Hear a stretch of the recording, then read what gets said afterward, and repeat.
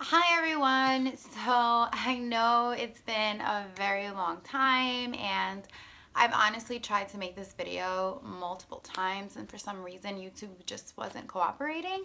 So I definitely wanted to make a follow-up update video because I have still been getting a lot of comments from all of you wonderful ladies asking me how, my procedure went, if I had any of the cervical cancerous cells come back, and just questions in general. And I kind of wanted to update you guys a little bit on all of that. So thankfully, I was pregnant the last time I made a video. I was about I want to say 6 months pregnant. I don't remember.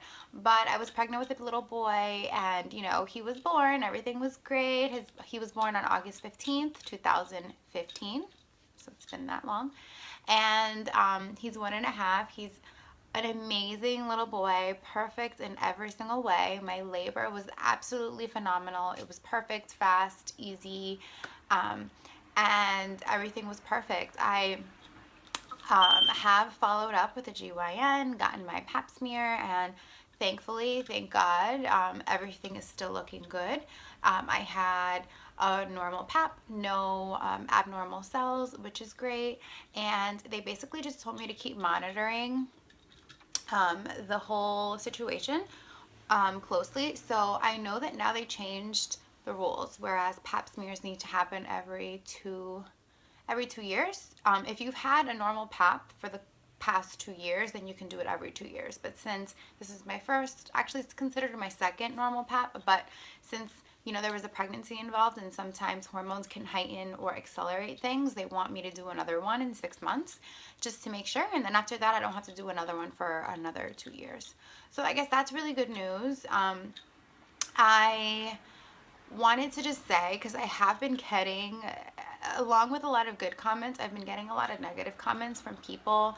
I don't know if they're doctors. I'm not really sure. Maybe it's just people that have had leap procedures that unfortunately did not go well. And, the only thing I want to say to that is, listen, with surgery, because a leap is considered a surgery, you are put under.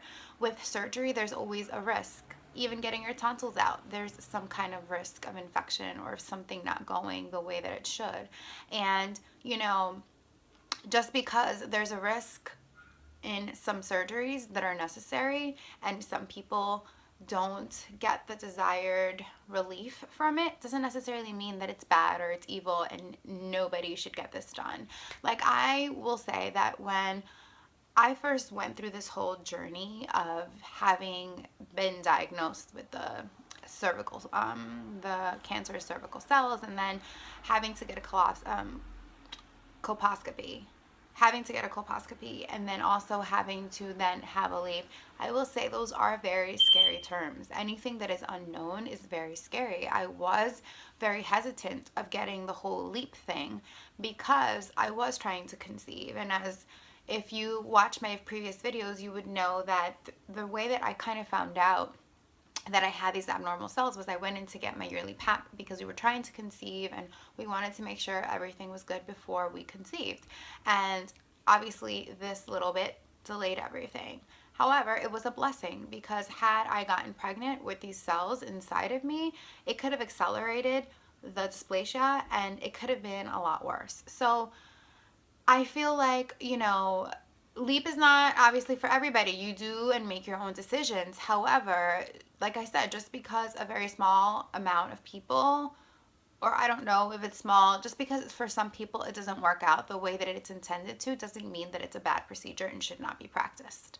Clearly, we live in a country where they're constantly trying to fix and research and do all kinds of things to make sure that they are offering the best solutions to any problems that we may have, health problems. And if it was that dangerous or something that had high risk, I don't think they would recommend it. So I just feel like if you are in a position where your doctor is recommending a leap, do your research, pray about it if that's what you do, and just hope for the best. And just know that, like I said, with any surgery, there will be risk. There is complications sometimes with the simplest things. Even if it's a freaking vaccine, sometimes you can have complications. That's what life is about. It's about risk. There's complications. It's life. Things go on. However, you have to make sure that you do something about it. Don't just get diagnosed with cervical dysplasia and hope that it's going to go away, because it's not. And it's very important that you not only do your research, but you feel comfortable with your decision, comfortable with your doctor, and just research. I did that. I researched. I talked to you guys about it. I spoke to my aunt, who's a gynecologist, and she did say to me, and I will repeat once more, that it is something that is a lot more common than people know, because it's not something that people talk about much. So in closing this really short video, I just wanted to say and give an update. I first of all wanted to thank you guys for being so concerned and asking questions and telling me that my videos helped you. I'm so glad. That was the entire focus and the entire reason why I decided to kind of document this journey. It was because when I was going through it, I was scared, and everything that I found on the internet was scary and made me want to cry. So I wanted to make these videos so that I could at least help one person understand that this is common, it's okay, and you will get through it. So thank you guys again for watching my videos, and I'm so glad that I could help some of you. Again, like I said, do your research. The internet is there for us to utilize. Do your research, and if you feel uncomfortable about anything, that's completely normal, but speak to your doctor and find out what path is best for you. Just know that, you should always be confident and okay with whatever procedure you are going to go get, especially a surgery. You should enlighten yourself with what complications could happen and what things could, get better. There's always a risk. So with that being said, just make sure you guys do your research, because in the long run, I am one of those successful stories where the leap really did help me, and I am so glad that I did it. And again, if you guys have any questions or have any concerns, just shoot me a comment down below, and I will be more than happy to answer any questions you guys may have. The last thing I wanted to say too before I close this video is that in 2017, one of my goals is to really try and make something of this channel. I know that it started off as like a health situation and then trying to conceive. However, I really do love the YouTube community. It has showed me so much support in the little time that I've been here, and I really do want to explore my options and see what other kinds of videos I can make for you guys. If you are interested in anything, just let me know down below, and I will be more than happy to kind of try this out. I'm new to this, so I apologize if lighting's bad or if I'm not editing correctly, but I really want to give this a try, and I would appreciate all your help and support and comments and questions.